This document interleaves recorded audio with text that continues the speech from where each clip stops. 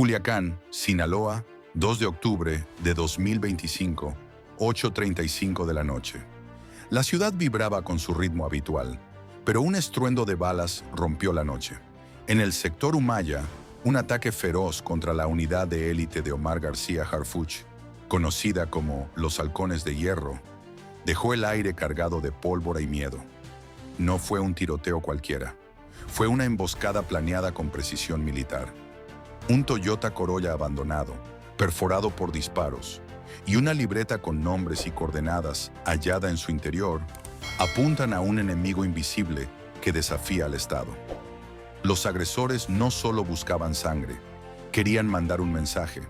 Harfuch, el estratega que sobrevivió al cártel Jalisco Nueva Generación, enfrenta ahora una guerra abierta en el corazón de Sinaloa. ¿Quién se atrevió a atacar a su equipo? ¿Qué oculta esa libreta? Esta no es solo una historia de violencia, es la crónica de una batalla por el control de una ciudad atrapada entre el orden y el caos. Quédate, porque lo que viene expone una red que nadie esperaba. Culiacán, la cuna del narco, es una ciudad donde la vida cotidiana convive con el peligro. El sector Humaya, un mosaico de residencias privadas y calles estrechas, parecía tranquilo esa noche.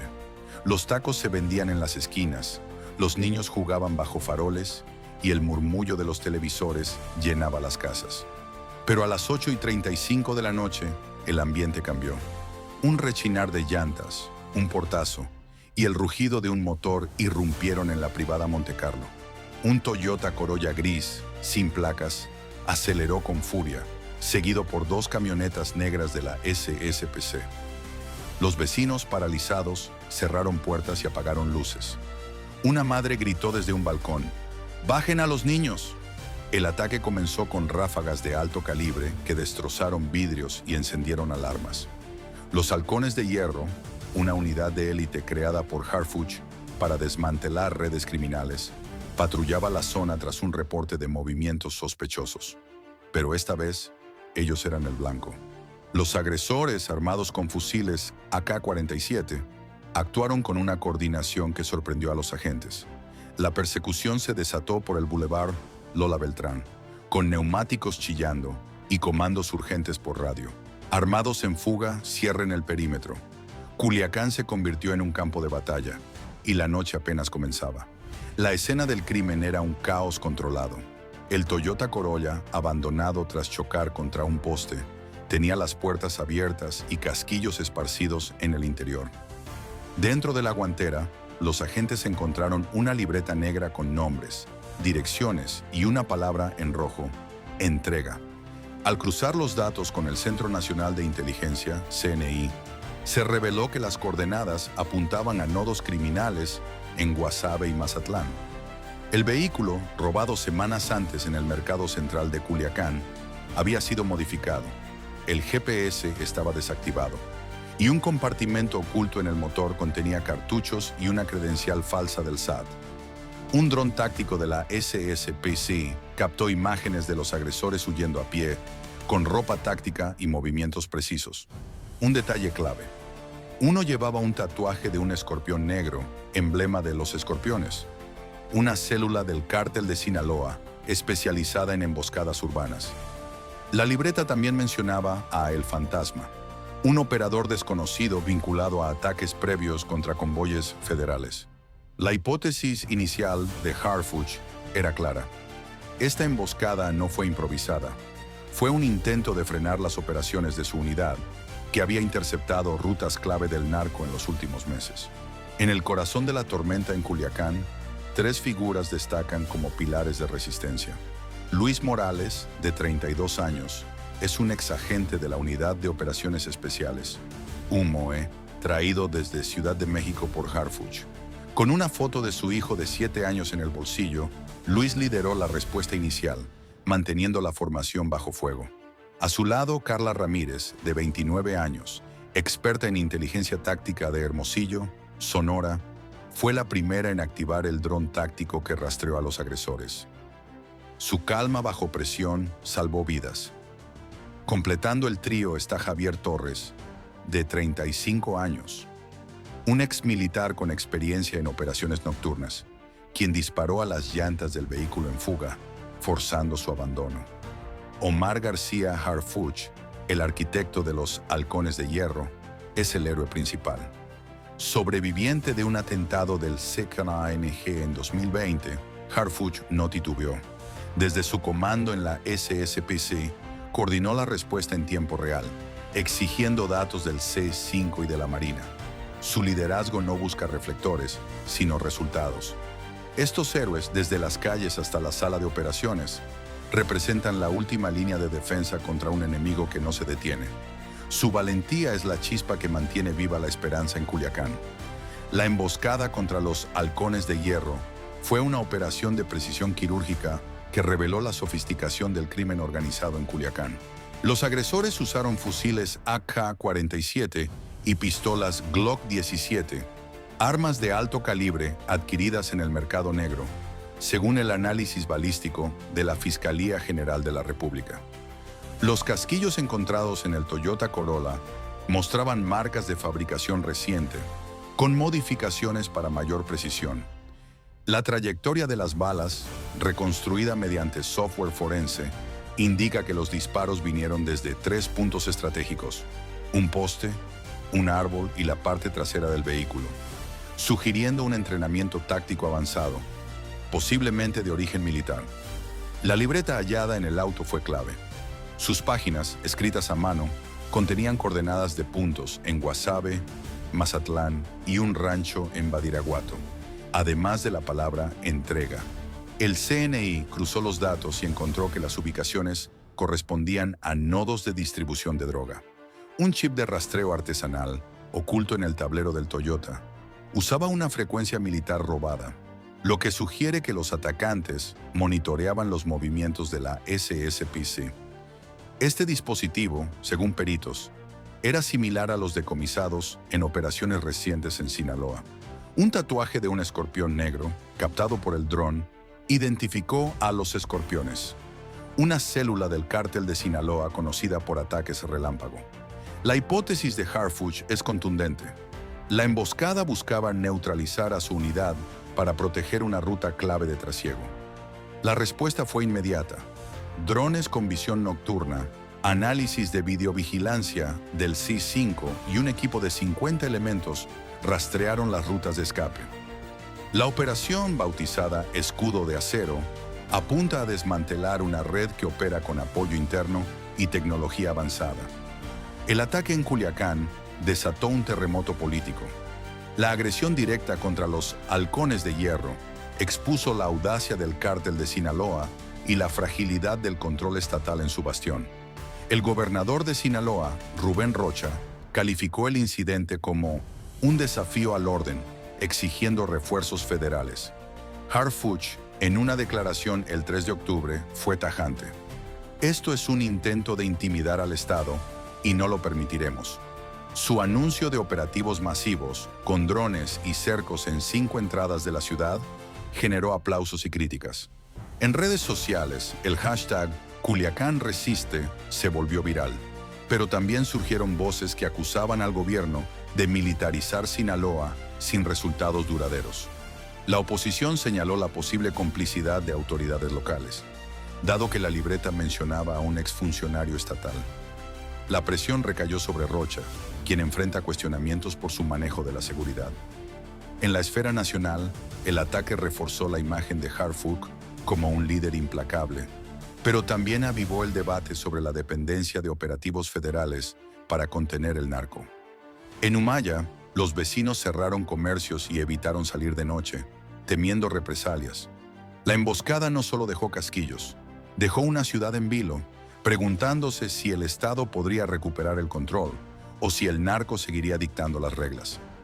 El ataque del 2 de octubre de 2025 en Culiacán no solo dejó marcas de balas en las calles de Humaya, abrió una herida política que resonó en todo México. La emboscada contra los Halcones de Hierro, la unidad de élite de Omar García Harfuch, fue interpretada como un desafío directo al Estado, exponiendo la audacia del cártel de Sinaloa en su propio territorio. El gobernador Rubén Rocha, en una conferencia de prensa al día siguiente, intentó proyectar control. Sinaloa no será rehén del crimen. Sin embargo, sus palabras sonaron vacías para muchos ciudadanos, que veían en la libreta hallada en el Toyota Corolla una pista inquietante. El nombre de un exfuncionario estatal, ligado a investigaciones previas por nexos con el narco, sugería complicidad institucional. La respuesta de Harfuch, desde la Secretaría de Seguridad y Protección Ciudadana, SSPC, fue implacable. Anunció el despliegue de 200 elementos adicionales, drones de alta tecnología y operativos coordinados con la Marina y el CNI. Su declaración, viralizada en redes con el hashtag #HarfuchNoCede, polarizó opiniones. Para algunos era la mano firme que México necesitaba. Para otros, una militarización que no atacaba las raíces del problema. En el Senado, la oposición exigió una investigación sobre posibles filtraciones en el gobierno de Sinaloa, mientras Morena defendió a Rocha, acusando a los críticos de politizar la tragedia. En Humaya, el miedo se instaló. Comercios cerraron temprano y las familias evitaban las calles al anochecer. El ataque no solo desafió a los halcones de hierro, puso en jaque la confianza en las instituciones y convirtió a Culiacán en un símbolo de la lucha por el control del país. La noche del 2 de octubre marcó un antes y un después en Culiacán. Las calles de Humaya, aún salpicadas de casquillos y vidrios rotos, narran una historia de resistencia y desafío. Los halcones de hierro, liderados por Omar García Harfuch, no se replegaron ante la emboscada. Respondieron con una operación que cambió el rumbo de la guerra contra el narco en Sinaloa. Pero esta no es solo la crónica de un enfrentamiento. Es la radiografía de un México donde el crimen organizado se atreve a retar al Estado en su propio terreno y donde héroes anónimos como Luis Morales, Carla Ramírez y Javier Torres arriesgan todo por un país que se niega a rendirse. La investigación avanzó a una velocidad vertiginosa. La libreta encontrada en el Toyota Corolla, con sus coordenadas y el nombre El Fantasma, fue el primer hilo de una red más amplia.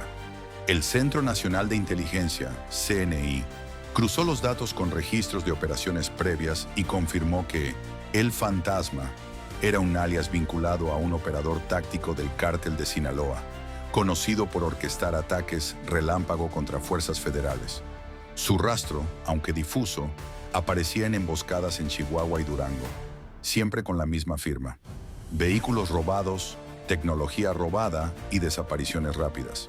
La mención de entrega en la libreta sugería una operación de trasiego interrumpida por los halcones de hierro, posiblemente un cargamento de fentanilo destinado a Mazatlán. El chip de rastreo artesanal hallado en el vehículo fue otra revelación. Su diseño, basado en tecnología militar robada, permitía a los agresores monitorear los movimientos de las patrullas de la SSPC. Este hallazgo, según analistas de la Marina, indicaba que el cártel de Sinaloa había infiltrado o sobornado a elementos con acceso a frecuencias tácticas. Harfuch, desde su comando en Ciudad de México, ordenó un barrido completo de las comunicaciones internas de la SSPC en Sinaloa. Si nos están escuchando, los vamos a encontrar, dijo en una reunión privada con su equipo. El 4 de octubre, un cateo en una casa de seguridad en Guasave reveló un servidor con grabaciones de radios policiales, confirmando la hipótesis de infiltración. La operación Escudo de Acero se intensificó. Drones con visión nocturna peinaron Culiacán, Mazatlán y Badiraguato, mientras equipos de élite rastreaban las rutas de escape marcadas en la libreta. El 5 de octubre, un informante anónimo proporcionó una pista clave.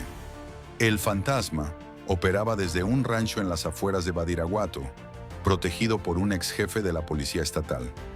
En un operativo sorpresa, las fuerzas de Harfuch detuvieron a 3 sicarios y confiscaron un arsenal de 20 fusiles, granadas y un vehículo blindado. Aunque el Fantasma escapó, su red comenzó a desmoronarse. Uno de los detenidos, alias El Cuervo, confesó que el ataque fue ordenado para dar un susto a los halcones de hierro y proteger una ruta de distribución clave. Nos pagaron $500,000, reveló, señalando a un intermediario en Mazatlán. En Humaya los efectos del ataque persisten. Las familias, marcadas por el miedo, organizaron rondas nocturnas, desconfiando de las patrullas locales. Los comerciantes, temerosos de represalias, bajaron sus cortinas. y las escuelas suspendieron clases por 2 días. Pero también hubo destellos de resistencia. Una vecina, María, de 45 años, grabó con su celular el momento en que los halcones de hierro aseguraron el perímetro, y su video, compartido en redes con el hashtag número Culiacán Resiste, inspiró a otros a denunciar movimientos sospechosos. No queremos vivir con miedo, dijo María en una entrevista anónima. Harfuch, en una conferencia el 6 de octubre, habló con una claridad que resonó en todo el país. Este ataque no es contra una unidad, es contra la idea de que México puede ser libre del narco. Y no lo vamos a permitir. Sus palabras, transmitidas en vivo, encendieron un debate nacional. En X, el hashtag HarfuchNoSeed superó los 2 millones de publicaciones, con mensajes de apoyo y críticas. Algunos lo veían como un héroe, otros como un símbolo de la militarización fallida. Pero nadie podía negar su impacto. En una semana, la operación Escudo de Acero congeló cuentas por $3 millones, confiscó 5 casas de seguridad y detuvo a 12 sospechosos, incluyendo a un exfuncionario estatal mencionado en la libreta. El impacto político fue devastador. La mención de un ex jefe policial en la libreta desató acusaciones de corrupción en el gobierno de Sinaloa. La oposición exigió la renuncia de funcionarios clave, mientras Morena cerró filas, acusando a los críticos de aprovechar el caos para atacar al gobernador Rocha. En la esfera nacional, el caso reforzó la percepción de Harfuch como un líder inflexible, pero también avivó el debate sobre la estrategia de seguridad. ¿Era suficiente con operativos de fuerza o se necesitaba atacar las raíces sociales del narco? En Culiacán, la pregunta era más cruda. ¿Cuándo terminaría el miedo? Los héroes de esta historia no llevan capas, sino chalecos balísticos. Luis Morales, Carla Ramírez y Javier Torres regresaron a sus hogares, pero no sin cicatrices. Luis, con una herida leve en el brazo, le prometió a su hijo que seguiría luchando. Carla, quien analizó las imágenes del dron en tiempo real, recibió un reconocimiento interno de la SSPC. Javier, con su experiencia militar, entrenará a la próxima generación de halcones de hierro. Harfuch, desde su oficina, sigue coordinando operativos, consciente de que el fantasma sigue libre. No descansaremos hasta que caiga, aseguró en una reunión privada. Culiacán no será la misma. Las calles de Humaya, ahora vigiladas por drones y patrullas, son un recordatorio de que la guerra contra el narco no se gana con balas, sino con voluntad. La libreta hallada en el Toyota abrió una puerta a una red que conecta a sicarios, funcionarios corruptos y rutas de trasiego. Pero también abrió una esperanza, la de un México que no se rinde. Harfuch lo dejó claro en su última declaración. El crimen puede disparar, pero el Estado responde con justicia. Esta historia no termina en Culiacán. Cada ciudadano, cada denuncia, cada video compartido es un arma contra el silencio. El narco no llega solo con fusiles, llega con promesas, con miedo, con complicidad. Pero mientras haya héroes como Luis, Carla, Javier y Harfuch, hay esperanza. La emboscada en Culiacán no fue solo un ataque contra los halcones de hierro. Fue un intento de quebrar la voluntad de un país. Cada bala disparada el 2 de octubre buscaba silenciar la lucha de Omar García Harfuch por un México sin miedo. Pero las calles de Humaya, marcadas por el caos, también cuentan una historia de resistencia. Los vecinos, como Ana, una maestra que organizó vigilias, se niegan a ceder. Los halcones, con heridas frescas, siguen patrullando. Harfuch, desde su comando, traza un plan para capturar a El Fantasma antes de que vuelva a atacar. La libreta hallada abrió un mapa de corrupción que conecta ranchos en Sinaloa con oficinas en la capital. Este no es el fin, sino el comienzo de una batalla que exige vigilancia ciudadana. Cada denuncia, cada voz que rompe el silencio, es un golpe al narco. México no se doblega, se levanta. Suscríbete, comparte y únete a esta lucha, porque en cada calle, en cada verdad, está la fuerza para cambiar el destino de un país